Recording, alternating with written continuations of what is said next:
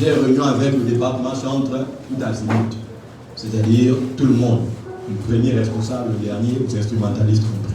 Sans transition, lors du troisième culte, ce qui sous-entend que je ne voudrais voir personne du département chante comme choriste, chef de chœur, ligne vocale, instrumentalisme, partir à la fin du deuxième culte. Je veux vous rencontrer tous singulièrement.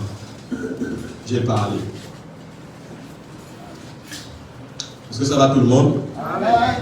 Il est 11h20. Je vais terminer par la grâce de Dieu aux environs de 11h40. Sinon 45-50. Ce qui me laisse 20 minutes de retard. On peut retenter le prochain culte.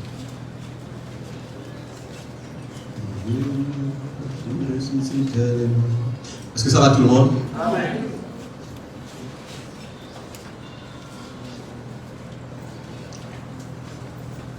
Ok. Je vous adresse mes salutations les plus distinguées, lesquelles convoient toutes les vertus de la vie éternelle en Jésus-Christ. Ce matin, ma prière est que vous recevez l'esprit de rétention, l'application de retransmission au nom de Jésus-Christ de Nazareth. Et que la parole apporte une transformation dans tous les domaines variés de votre existence. Amen. Que tu sois le prochain postulant au témoignage grandiose et apothéose qui sanctionneront la vie des personnes ici au nom de Jésus. Comme je l'ai notifié lors de mon intervention préliminaire, lors du premier culte, j'avais dit tantôt que je vais rompre avec la thématique objet de notre analyse pour l'an 2022, à savoir 2022, l'année de nos résultats concrets, pour basculer vers le doctrinal que nous avions entamé avant la période de transition de l'année 2021 pour l'année 2022. Et si ma mémoire m'est fidèle, nous étions dans l'étude de la thématique le pardon du péché avec sous-thème la confession des péchés. Amen. Est-ce que vous en souvenez quand même? Donc, compte tenu du temps qui m'est imparti, sans transition aucune, nous allons dans le vif du sujet. J'avais pour cela prévu faire un feedback, c'est-à-dire un retour en arrière dans l'optique de mieux sauter.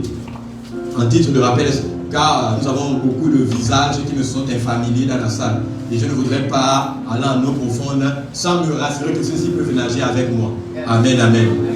Donc, notre message est complexe. Pourquoi? Parce qu'il pénètre le territoire gabonais.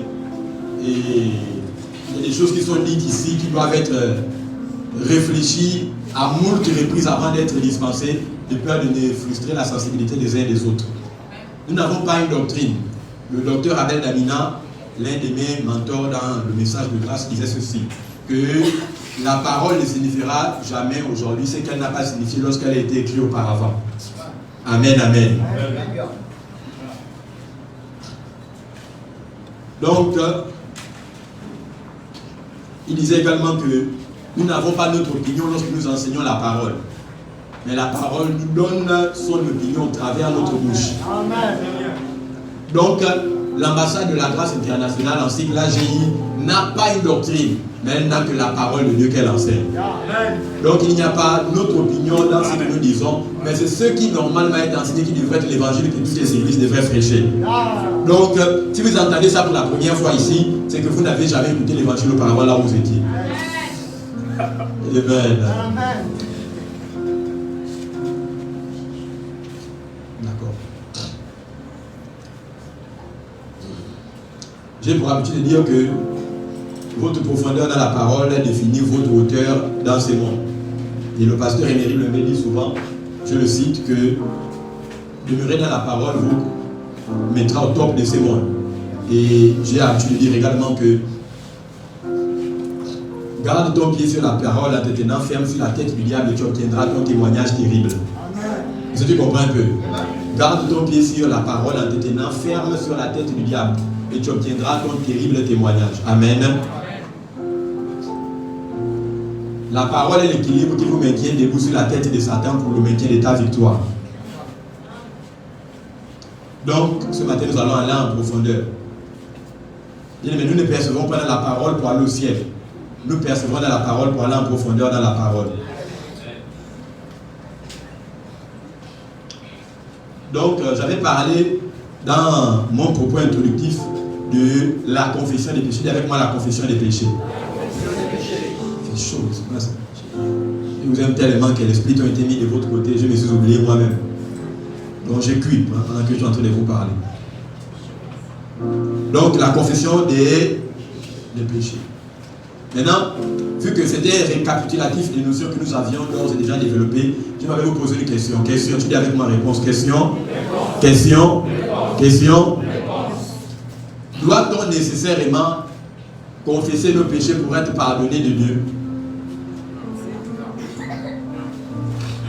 Si quelqu'un a une réponse, il lève la main et il s'exprime à haute et intelligible voix. Doit-on nécessairement confesser nos péchés pour être pardonné de Dieu?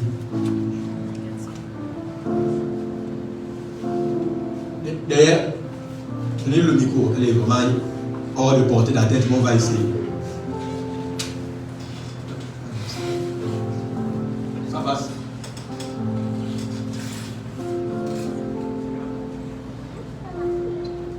Mais le micro, la technique de la régie, essayez de voir ça.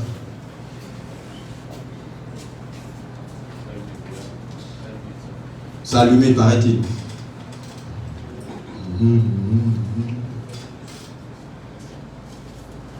Oh, ça.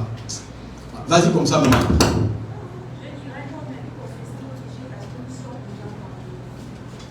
Devons-nous confesser nos péchés pour être nécessairement pardonnés? La sœur répond. Non, mais nous confessons nos péchés parce que nous sommes déjà pardonnés. Non, parce que nous confessons nos péchés parce que nous sommes d'ores et déjà pardonnés. Est-ce qu'on peut acclamer le Seigneur pour elle? C'est bien. Ok. J'avais mis en exergue le distinguo entre l'ancienne vérité, la vérité présente, encore appelée la vérité actuelle, et la vérité futuriste. Trois typologies de vérité. Une vérité passée, une vérité présente, il dit actuelle, et une vérité future. Je disais que si vous allez au trésor public de Libreville avec un chèque signé du président Ella Joma Bongo Ndiba pour effectuer le retrait de la somme modique de 100 millions de francs CFA, est-ce qu'il vous sera payé cette somme à la caisse? Répondez-moi. Pourquoi? Parce que le président Ella Joma Bongo Ndiba n'est plus l'actuel président du Gabon, mais présentement, nous avons Ali Bongo Ndiba. Amen. Donc, si vous cherchez le pardon de vos péchés présentiellement avec les enseignements de la vérité passée, vous n'obtiendrez pas les résultats escomptés. Est-ce que tout le monde comprend un peu de quoi les questions? Or, Jean 10 dit Dieu n'exauce pas les pécheurs, mais il n'exauce que les justes. Donc, cet enseignement est prépondérant dans le sens où il délivre à toi, le prieur, toutes les informations utiles à la réception de tes bénédictions après l'effort de la prière. Ma prière pour toi, c'est que tout ce pourquoi tu demandes ce matin te soit livré au nom de Jésus-Christ de Nazareth tangiblement. Je dis bien tangiblement. Amen.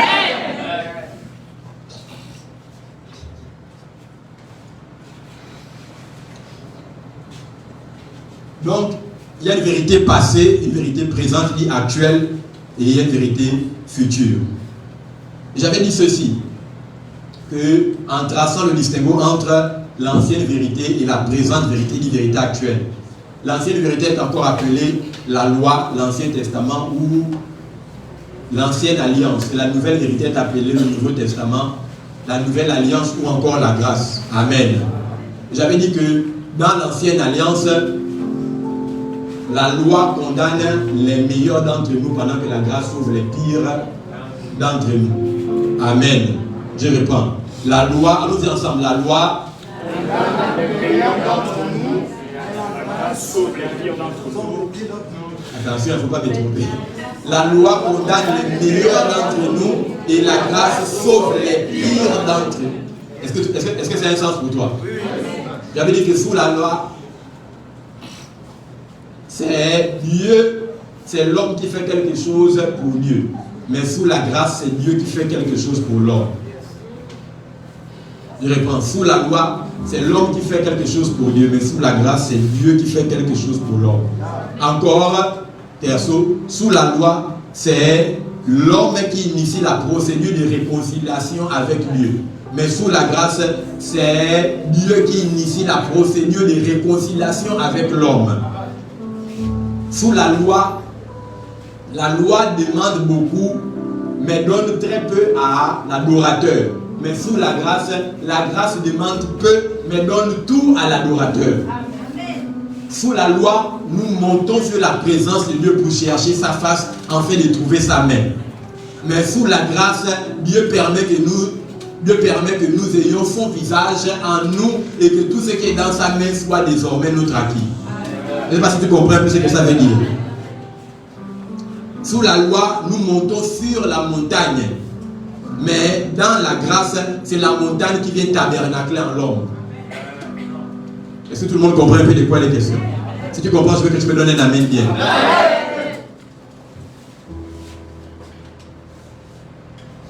L'idolâtrie, par conséquent, mesdames et messieurs, n'est pas se prosterner devant les idoles taillées des mains d'hommes, mais c'est adorer Dieu au passé composé. Est-ce que tu me saisis bien? L'idolâtrie n'est pas se prosterner devant les images taillées des mains d'hommes seulement, mais c'est adorer Dieu au passé composé. C'est adorer Dieu présentiellement avec les notions du passé. C'est manger et appliquer les produits d'une nourriture périmée au présent. Est-ce que tu comprends un peu jusqu'à présent? Ok. Maintenant, j'avais dit ceci. 1 Jean chapitre 1 verset 9 dit ce qu'ici je cite. Jean. Mes petits enfants, je vous écris ces choses afin que si quelqu'un parmi vous pêche, vous sachiez que Jésus de Nazareth s'est offert comme sacrifice expiatoire pour le pardon de vos péchés. En récapitulatif, j'avais dit ceci, que sous la loi, nous demandons pas, nous confessons nos péchés pour être pardonnés. Mais dans la grâce, nous confessons nos péchés parce que nous sommes déjà pardonnés. Est-ce que quelqu'un comprend la dernière affirmation que je viens de faire? Si tu comprends, je veux que tu lèves la main. Si tu comprends, je veux que tu lèves la main. Si tu ne comprends pas, je veux que tu lèves haut ta main. Parce que je m'inscris dans le modèle d'un enseignant, non pas d'un prédicateur. Ça veut dire que je dois nager avec vous en eau profonde. Personne ne doit rester derrière moi. Amen. Si tu ne comprends pas, lève ta main. Parce que je suis là pour vous. Pas pour faire dans la tribulation, mais dans la compréhension. Amen. Est-ce qu'on peut acclamer pour eux parce qu'ils sont les bons suiveurs? Amen, amen. De me suivre, ce n'est pas comprendre seulement ce que le pasteur dit. Suivre aussi, ce n'est pas comprendre ce que j'ai dit pour que je explicite mieux. Est-ce qu'on est d'accord? Ici, on ne croit pas seulement que par la foi. Non, non, non, non. On croit parce qu'on a compris. Amen, amen. Nous sommes des béréens. D'accord? Tant, Seigneur. Béréen veut dire chrétien de l'église des Bérés, qui sondaient les Écritures avant de dire Amen. C'est ce que nous on encourage ici, on n'est pas là pour dire seulement non. L'homme lui a dit, quand il a dit papa a parlé, tout le monde lui a dit Amen. C'est faux, c'est pas comme ça. C'est pas comme ça. Tout est centré sur Christ ici. D'accord. Qu'est-ce que j'ai dit tout à l'heure? Qu'est-ce que j'ai dit tout à l'heure? Quand j'ai posé la question de savoir qui comprend, qui ne comprend pas. Je vais parler de quoi? Voilà, mesdames et messieurs, merci. Heureusement que vous m'avez recentré. Donc, mesdames et messieurs, dans un souci d'illustration, laissez-moi prendre cet exemple. C'est l'histoire d'un homme qui était grandement endetté. Fortement endetté, celui-ci ne voulait pas regarder son livret de dettes. Et un jour, un de ses amis qui travaillait dans la société chargée de rapporter ses dettes dans un livret de dettes lui informa que toute sa dette avait été payée par un tierce individu. Alors ce dernier accourut et ouvrit le livre des rapports de ses dettes pour constater que la totalité de sa dette avait été payée. Alors celui-ci, ne regardant plus son incapacité à payer la dette et la honte que cela lui générait, s'est mis à courir dans la rue et a commencé à faire appel aux gens. Regardez, regardez, j'étais fortement endetté et j'étais dans l'incapacité de payer mes dettes. Mais un inconnu est venu et a réglé toute la dette pour moi. Question? Question? Cet homme, lorsqu'il a confessé publiquement sa dette, a-t-il confessé sa dette dans l'intention de se faire pardonner de la dette qu'il était incapable de payer, ou il a confessé tout simplement parce que sa dette avait déjà été payée? Donc, c'est par gratitude et reconnaissance du fait que sa dette avait été totalement payée qu'il s'est mis à confesser à tout le monde dans son alentour comment sa dette avait été traitée. Donc, dans la nouvelle dispensation de grâce, nous ne confessons pas nos péchés pour être pardonnés par Dieu, mais nous confessons nos péchés parce que Dieu nous a déjà pardonnés. Si tu comprends ça, donne-moi un amen bien.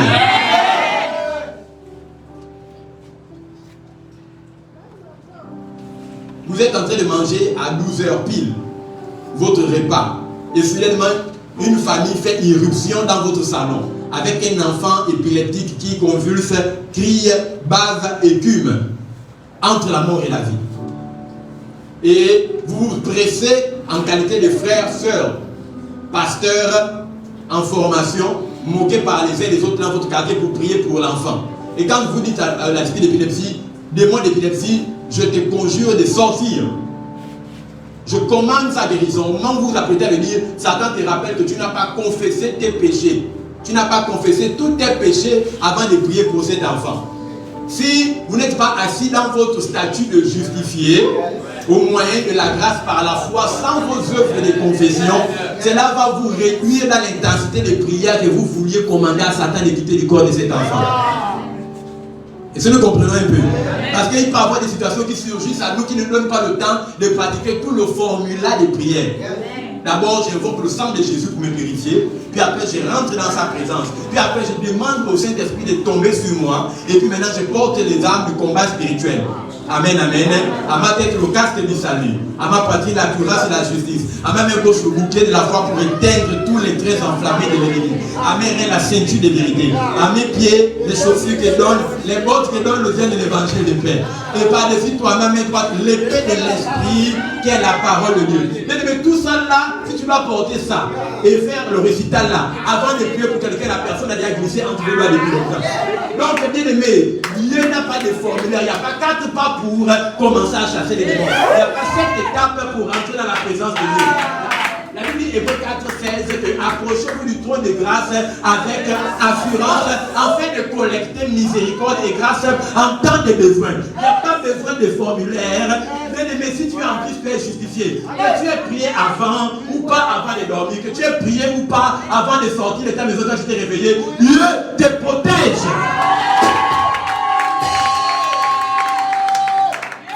Regardez, les religieux ne veulent pas acclamer. Ils savent que j'ai répondu à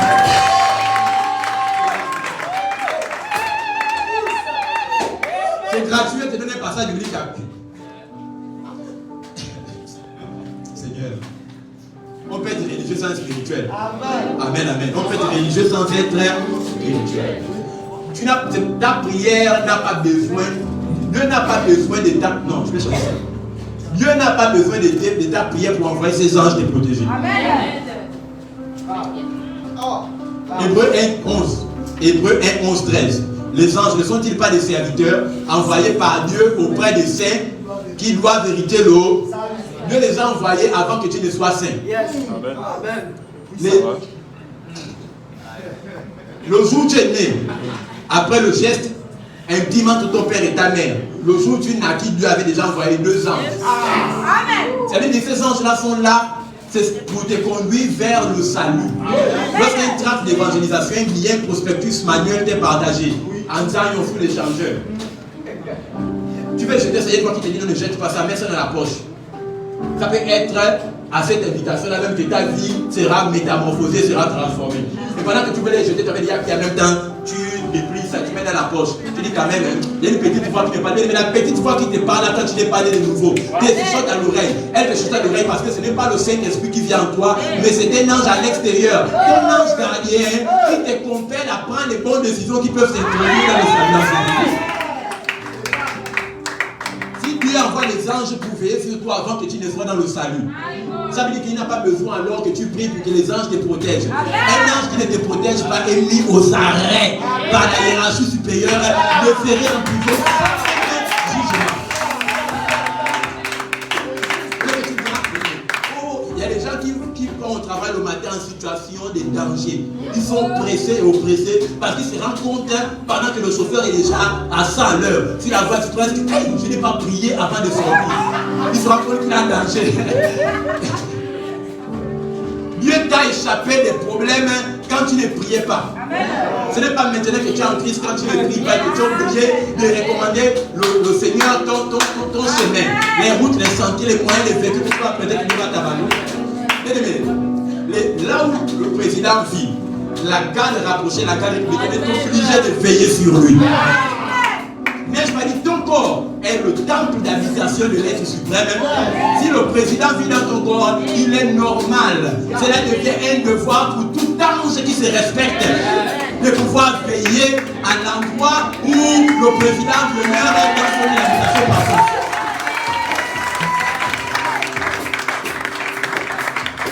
Le président ne demande pas qu'on lui garde.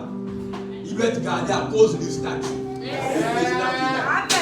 Tant qu'il est le locataire de la présidence de la République, il y a un dispositif de sécurité militaire et judiciaire qui doit l'accompagner dans tous ses déplacements. Mais je suis en train de parler de toi ici. N'est-ce pas dit que vous êtes les mieux? Somme 82:6. Amen, amen.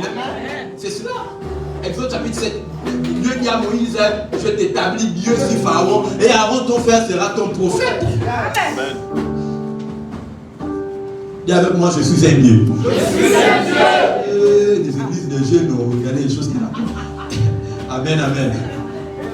Est-ce que le pasteur, est-ce que c'est la parole que je suis en train de donner jusqu'à présent? C'est dans la parole. C'est dans la parole. La raison pour laquelle les démons côtoient le Saint-Esprit dans ton esprit humain recréé, c'est parce que tu ignoras. Aucun individu qui se respecte n'est pas approché son doigt d'une prise de haute tension. La conséquence logique serait l'électrocution. Le diable s'approche ou se demande du corps d'un croyant lorsque celui-ci est un émetteur de courant électrique qui s'ignore, comme une prise qui peut ôter la vie. Les démons ont la connaissance de la parole. C'est la même façon qu'un enfant joue avec une prise électrique parce qu'elle est inconscient. De la même manière, un démon qui n'est pas un démon conscient ne peut s'amuser avec un chrétien. C'est pas la Bible de tout endroit où la plante de ton pied fout. Pas l'endroit là où tu pries. On n'a pas dit pas l'endroit là où tu pries, là où tu déclares, là où tu chasses, tu menaces, tu invoques le feu, le pétrole et le kérosène, le sang de Jésus. On dit tout endroit que la plante de ton pied. On dit cet endroit l'Éternel te le donne en besoin de prière. Si on doit aller à nos profondes, il y a certaines prières qui révèlent de votre état d'immaturité. Je transporte Dieu. Joe Biden est présent dans un endroit de les forces des services spéciaux américains sont obligés d'y être. Même quand le président éternue, soit l'éternue et pas une présidentielle.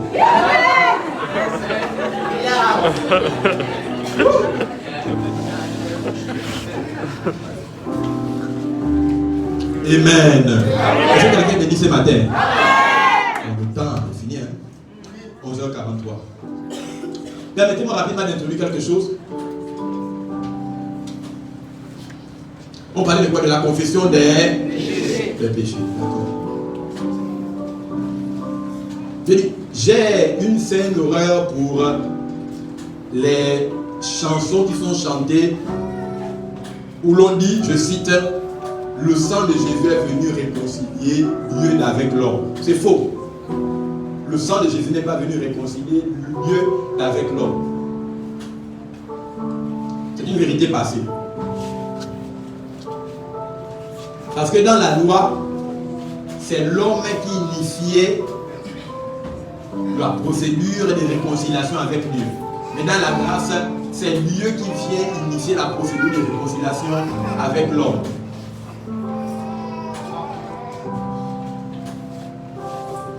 Je disais comme tout à l'heure que les chansons qui disent que le sang de Jésus est venu réconcilier Dieu avec l'homme sous-entendent que Dieu avait une inimité contre l'homme et que vous devriez confesser vos péchés pour que Dieu vous pardonne d'abord. Or, Dieu a pourvu au moyen du salut par son sang 2000 ans sur la croix de Golgotha avant même que tu ne naisses et ne commences à pécher. Je ne sais pas si tu comprends un peu de quoi les questions. Je ne réponds encore. Devons-nous confesser nos péchés? Devons-nous nécessairement confesser nos péchés pour être pardonnés par Dieu? Je vais prendre une illustration. Considérons que votre enfant a dérobé la monnaie de la commission que vous lui aviez envoyée effectuée. Et celui-ci, sachant que son père ou sa mère sont très rageux et ont une attitude intempestueuse, craignant une Bastille, décide de fuguer le temps que votre colère s'apaise et s'ébaisse. Lorsque vous voyez 18h, 19h, 20h, 21h, 22h30 après que l'enfant est dérobé et commis le méfait, le forfait, il n'est pas de retour.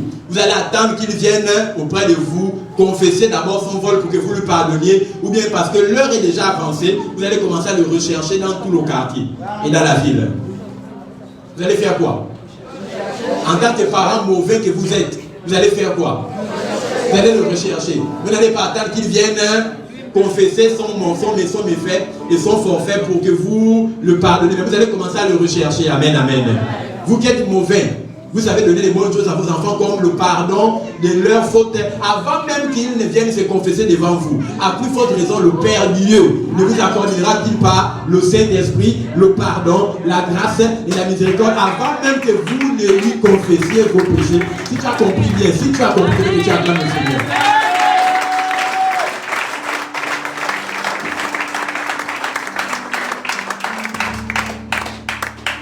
Si quelqu'un comprend un peu. Si tu comprends, donne-moi un amen bien. Si tu comprends, lève ta main, donne-moi un amen bien. Ça veut dire quoi? Que Dieu ne vous pardonne pas, que vous n'avez pas besoin de confesser vos péchés pour être pardonné. Dieu vous pardonne avant même que vous ne confessiez. Est-ce que nous comprenons? Deuxièmement, vous ne confessez pas pour être pardonné, mais vous confessez parce que vous êtes déjà pardonné. Troisièmement, vous ne pardonnez pas à autrui pour être pardonné vous-même, mais vous pardonnez aux autres parce que Dieu vous a déjà vous-même pardonné. Est-ce que vous comprenez un peu ce que ça signifie? Ok. Je suis en train de faire un récapitulatif, on avait déjà vu ça ensemble. Je reprends ça parce que normalement notre temps est court et il y a des choses qui vont être dites devant. Maintenant, je vais rapidement introduire le concept et puis nous allons terminer. Là, on a fini avec la confession des péchés. Maintenant, je vais parler des 6 typautés de pardon. Et avec moi, il existe 6 types de pardon dans la Bible. D'accord. Lesquels sont-ils? Allons-y ensemble. Il y a le pardon des péchés avant la loi, qu'on appelle encore le pardon des péchés dans le livre de Genèse ou dans le livre du commencement. Il y a le pardon des péchés sous la loi ensuite, et il y a le pardon des péchés sous les 4 évangiles qu'on appelle les synoptiques. Il y a le pardon des péchés dans le livre des Actes des Apôtres, et il y a le pardon des péchés dans le livre des Épîtres, et il y a enfin le pardon des péchés dans le livre d'Apocalypse. Ça fait 6 types de pardon des péchés. Donne-moi un amen, si tu comprends. Pourquoi nous parlons de cela? Parce que si vous ne faites pas attention, vous pourriez demander pardon à Dieu en vous appuyant sur les régulations. Vous pourriez demander à Dieu pardon dans la grâce en vous appuyant sur les régulations du pardon des péchés sous la loi. Et vous n'obtiendrez pas de résultats du tout. Est-ce que tu comprends un peu de quoi les questions? Par exemple, nous avons dit ceci, que le pardon des péchés le pardon des péchés dans le livre de Genèse, qu'on appelle le pardon des péchés dans le livre du commencement, ou le pardon du péché avant la loi, s'obtenait de quelle façon? La Bible dit dans Genèse chapitre 6 que le mal s'est répandu sur l'étendue de la terre. Moi, l'Éternel, je supprimerai ou j'éradierai l'homme avec grand H, homme et femme, de la surface de la terre. Amen. Romains 5, 12 dit, si par l'offense d'un seul homme, plusieurs ont été rendus pécheurs, à plus forte raison par l'obéissance d'un seul homme, plusieurs seront rendus justes. Quel est cet homme dont il est question ici? Si par l'offense d'un seul homme, plusieurs ont été rendus pécheurs. C'est quel est cet homme ici? Entre parenthèses, Adam. Adam premier. Si par l'obéissance d'un seul homme, plusieurs ont été rendus justes, quel est ce deuxième homme? Amen. Adam le deuxième. On se rencontre ici dans Genèse. On se rencontre ici dans Genèse chapitre 6, à partir du verset 5, que la désobéissance d'Adam en consommant le fruit de l'arbre de la connaissance du bien et du mal, par lui, a rendu toute l'humanité pécheur aux yeux de Dieu. Amen, amen. Maintenant, question. Qu'avait fait l'humanité pour être considérée comme pécheresse aux yeux de Dieu? Rien du tout. Mais l'humanité devint pécheur à cause tout simplement de la désobéissance de l'homme qui représentait l'humanité. Amen, amen. Quand Dieu dit faisons l'homme à notre image et à notre ressemblance, il y a une différence entre l'homme créé et l'homme formé. Amen, amen. Et l'humanité tout entière était en Adam quand Dieu dit soyez féconds, multipliez, assujettissez, dominez la terre. Tout le monde comprend? L'humanité. Ok, je vais expliquer. Il y a une loi, il y a 3 lois de la nature. Je donne seulement une. La première sous-entend que lorsque Dieu veut créer une chose, il a déjà achevé la création de cette chose avant même de commencer son commencement. Est-ce que tout le monde comprend? Ça veut dire que lorsque Dieu voulut créer Adam à son image et à sa ressemblance, il avait déjà achevé la création de 7 milliards de personnes qui vivaient sur la planète Terre avant de commencer la création même du premier Adam. Ça veut dire que quand Dieu dit soyez féconds, est-ce que quelqu'un réalise que dans Genèse chapitre 2 verset 14, quand Dieu dit à Adam soyez féconds, Ève n'est pas encore née. Amen. Il dit à Adam soyez féconds, multipliez, assujettissez, dominez la terre. Comment Dieu peut parler à la deuxième personne du pluriel lorsque Adam se retrouve seul? C'est parce que l'humanité tout entière était dans Adam quand Dieu lui a dit soyez féconds, multipliez, assujettissez et dominez. Donc, toute l'humanité, 7 milliards de personnes dans 5 continents étaient dans Adam. Ça veut dire qu'étant Adam, si Adam mange le fruit de l'arbre de la connaissance du bien et du mal, les 7 milliards et demi de personnes qui sont dans les 6 continents, dans Adam, ont mangé le fruit de l'arbre de la connaissance du bien et du mal. Est-ce que tu comprends un peu? Si je gifle Adam, ça veut dire que j'ai giflé par lui toutes les 7 milliards de personnes sur terre. Amen, amen. Et si Adam tombe dans le péché, comme le par exemple, tombe un peu. Amen. Ça veut dire que les 7 milliards de personnes dans les 6 continents sont tombées dans le péché au travers de lui. En vérité, c'est Adam qui est tombé dans le péché, mais parce qu'il était le représentatif de l'humanité entière. L'humanité qui n'a pas péché pêche au travers ses décisions, ses paroles et ses actions. Si tu comprends un peu, donne-moi un amen.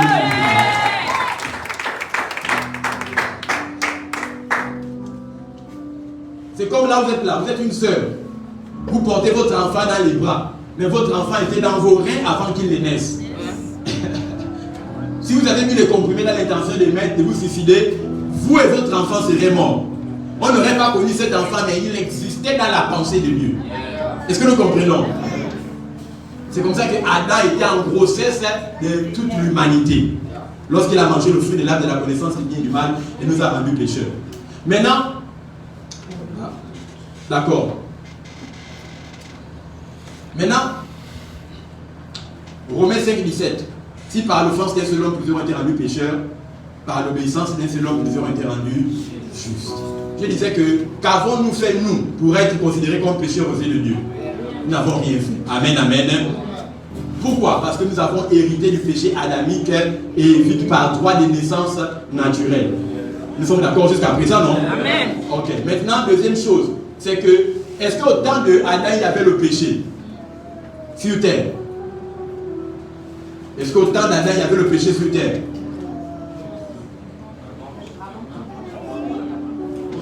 Après, ok, je vais reformuler. Après qu'Adam ne mange le fruit de l'arbre de la connaissance du bien et du mal, est-ce qu'il y avait le péché sur terre? Amen. Au temps d'Abel et Caïn, est-ce qu'il y avait le péché sur terre? Amen, amen. Est-ce qu'au temps de Caïn qui tua son frère, et la Bible dit que Dieu mit un sceau sur son front de façon à ce que quiconque tuerait Caïn pour se venger de la mort d'Abel soit lui-même tué. Donc Dieu protégeait le tueur. Est-ce qu'il y avait le péché sur terre en cette période? Maintenant, pourquoi il y avait le péché sur terre, mais Dieu mit une marque de protection sur le front de Caïn de façon à ce que quiconque le tue pour se venger de la mort d'Abel que Caïn avait tué soit lui-même tué.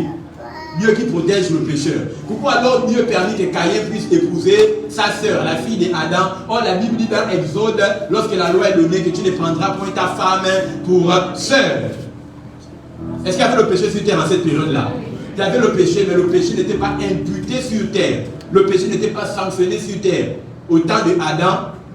Pourquoi? Parce que dans le livre de Genèse, il n'y avait pas encore la loi. Ésaïe 15, 56 dit, l'aiguillon du péché, l'aiguillon de la mort, c'est le péché. Et la force du péché, c'est la loi. Ça veut dire quoi? Que l'aiguillon de la mort, c'est le péché. Et ce qui rend le péché fort, c'est la loi de Moïse. Ça veut dire que la loi est le muscle du péché. Ça veut dire que si on enlève le péché, si on enlève la loi du péché, ou si on retranche le péché dans la loi, c'est comme si vous enlevez le venin à un serpent. Il va avoir l'air de vous influencer, mais il ne peut plus vous tuer. Enlever, retrancher la loi du péché, c'est comme enlever à un lion dans la savane les crocs et les griffes. Il devient un nounours. Amen, amen. En retrancher la loi du péché, c'est comme enlever la larve d'un volcan. Vous pouvez faire des selfies dedans. Amen, amen. Et ça, tu comprends un peu de quoi il est question. Retrancher la loi du péché, c'est comme enlever le dard à un scorpion. Il ne peut plus rien vous faire. Est-ce que tu comprends un peu? Pour ceux qui sont nés dans les années 20,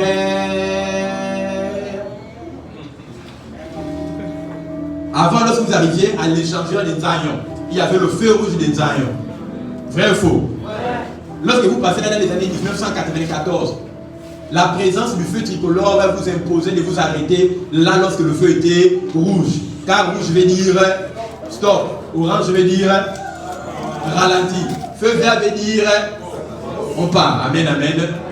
Maintenant, aujourd'hui, dans les années 2022, le feu tricolore au feu rouge des Zion, le feu tricolore au feu rouge des Zion a été ôté et remplacé par l'échangeur des Zion. Maintenant, lorsque vous arrivez à l'échangeur des Zion, est-ce que vous pouvez encore vous arrêter là et avec le souvenir qu'à cet endroit, dans les années 1994, il y avait un feu rouge là? Non. Ça veut dire que quand vous arrivez à l'échangeur des Zion, vous passez là 100 à l'heure, sans que vous ne craignez qu'une poursuite de police ou d'un motard se fasse contre vous. Pourquoi? Parce que la présence du feu tricolore là dans les années 1994 montrait la présence de l'autorité de la police qui régulait la circulation. Mais une fois que le feu tricolore a été enlevé, vous pouvez passer là maintenant, vous ne serez plus sanctionné en vitesse. Amen, amen. Ça veut dire que le péché existait dans le livre de Genèse, mais tant qu'il n'y avait pas la loi pour régulariser la circulation des pécheurs et les sanctionner, alors les pécheurs pouvaient pécher sans qu'il n'y ait de conséquences contre eux. Mais dès l'instant où la loi est venue, la loi a apporté la mort sur les gens qui péchaient, qui n'étaient pas sanctionnés dans le livre de Genèse. Bon, voilà, acclame le Seigneur.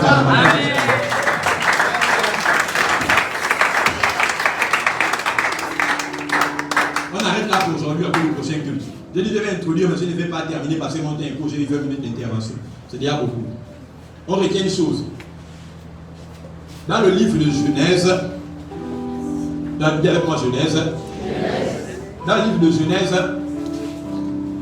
le pardon, un homme juste était considéré comme étant un homme qui se tenait ferme en Dieu, premièrement. Deuxièmement, c'était un homme qui lui offrait un sacrifice, qui lui offrait des sacrifices qui représenteraient ce que Christ serait et ferait par typologie sur la croix de Golgotha. Et troisièmement, c'était un homme qui s'attachait à la parole ou aux instructions divines. Amen, amen. Retenons seulement ça, dans le livre de Genèse. Nous sommes en train de parler du pardon du péché dans le livre de Genèse. Nous avons fini avec ça. C'était un récapitulatif. Maintenant, nous allons parler du pardon du péché dans le livre de la loi. Le pardon du péché après le livre de Genèse, ou encore sous la loi. Sous la loi, le pardon du péché exigeait l'observation de certains prérequis. ou encore exigeait le respect de certaines conditions. Par exemple, on va faire un petit jeu-réponse. 2 Chroniques 7,14 dit: si mon peuple qui est invoqué mon nom s'humilie, prie, cherche ma face, se détourne de ses mauvaises voies, moi l'Éternel, je l'exaucerai. Est-ce qu'aujourd'hui on peut demander pardon à Dieu de cette façon? C'est-à-dire, je viens devant Dieu, quand le culte commence, je me prosterne, puis après, je demande à Dieu pardon pour mon péché. Amen, amen. La Bible dit: si mon peuple qui est invoqué mon nom fait quoi? S'humilie, ça dit: je m'agenouille. Amen, amen. Prie, je demande à Dieu pardon. Puis cherche ma face. Amen, amen. C'est détruit de ces mauvaises voies, c'est-à-dire la repentance. Amen, amen. Je l'exaucerai. Est-ce qu'aujourd'hui on peut demander pardon à Dieu comme ça pour le pardon? Est-ce qu'on peut demander pardon à Dieu de cette manière pour que nous soyons pardonnés de nos péchés? Non. Non. Parce que ça c'est le pardon des péchés sous la loi. Donc il y avait l'observation de certaines conditions pour être pardonné sous la loi. Vous devez faire quoi? Vous humilier, vous devriez confesser vos péchés, vous devriez vous repentir, vous devriez offrir à Dieu des sacrifices, vous devriez faire des offrandes en brebis, en agneau, en bouc, en bovin ou en taureau. Vous devriez obéir. C'est alors que Dieu maintenant peut vous pardonner et vous pouviez manger le fruit de l'arrière et de la dernière saison. Donc être béni. Amen, amen. Donc le pardon du péché sous la loi était conditionnel. Mais dans la grâce, le pardon du péché est inconditionnel. Amen, amen. Lève-toi, acclame le Seigneur Jésus.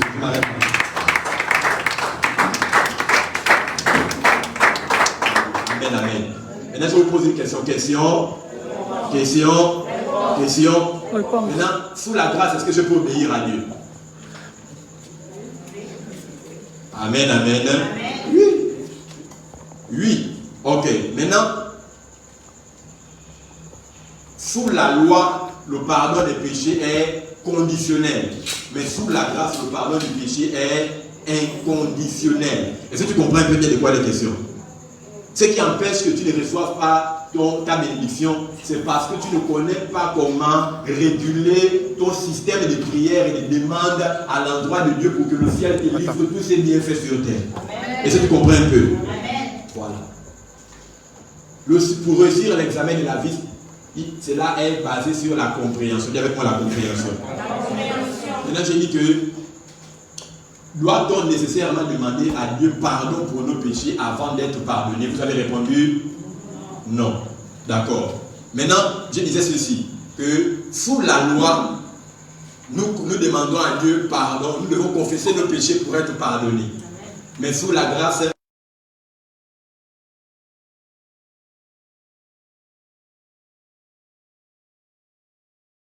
tu comprends. Lève ta main. Là, je n'ai pas beaucoup de temps. Si tu comprends, si tu ne comprends pas, ce n'est pas grave. Justement, nous sommes là pour ça. Lève ta main. Si vous ne comprenez pas, levez votre main. D'accord. Amen, amen. Est-ce qu'on peut acclamer le Seigneur Jésus? Je reprends.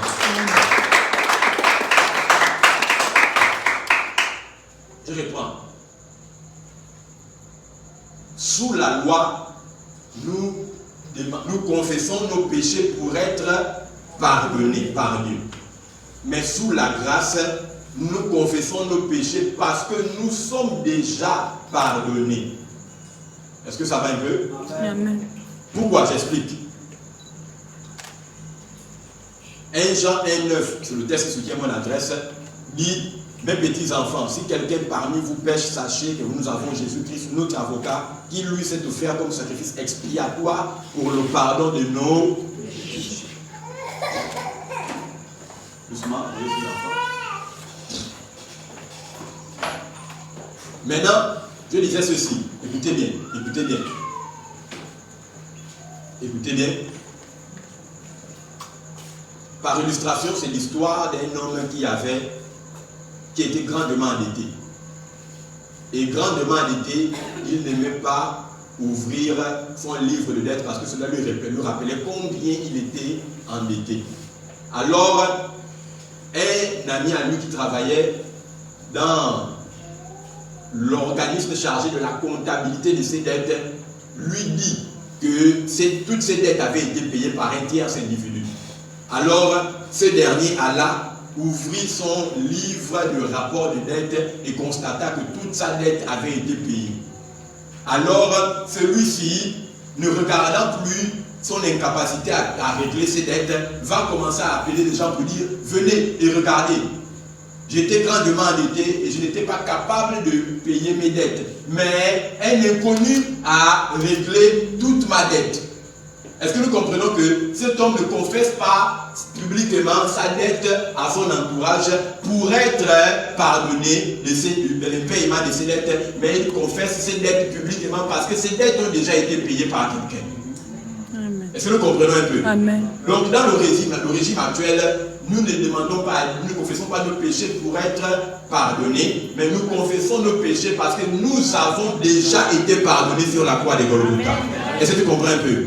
Ça veut dire que si alors tu te tiens, on t'amène subitement un cas de prière d'un enfant qui convulse par exemple de l'épilepsie et on vous demande de prier, vous ne pouvez pas prendre le temps pour faire tous les 7 rituels de préparation pour aller prier pour quelqu'un. L'enfant pourrait vous glisser entre les doigts. Tout le monde comprend ce que ça veut dire, non? Amen. Mais si maintenant vous commencez à prier pour l'enfant, esprit d'épilepsie, je te menace au nom de Jésus. Sors de ce corps. Et pendant que vous voulez, après avoir déplanté, maintenant, planter la guérison ou ordonner la guérison, Satan vous rappelle que toi tu te tiens là, tu as péché normalement dans la nuit du samedi à dimanche et tu n'as pas confessé tes péchés. Donc tu es encore un pécheur. À partir de cet instant, si vous n'êtes pas assis, selon Isaïe 54, vous n'êtes pas affermi, ancré dans votre connaissance de justifié, à partir de cet instant, vous allez perdre le zèle que vous avez pour ordonner à Satan de pouvoir partir du corps de cet enfant. Est-ce que tout le monde comprend un peu? Amen. Donc la Bible dit quoi? Prier sans cesse. Ça veut dire prier sans cesse, veut dire du grec vers le français, prier à chaque fois que vous vous rappelez.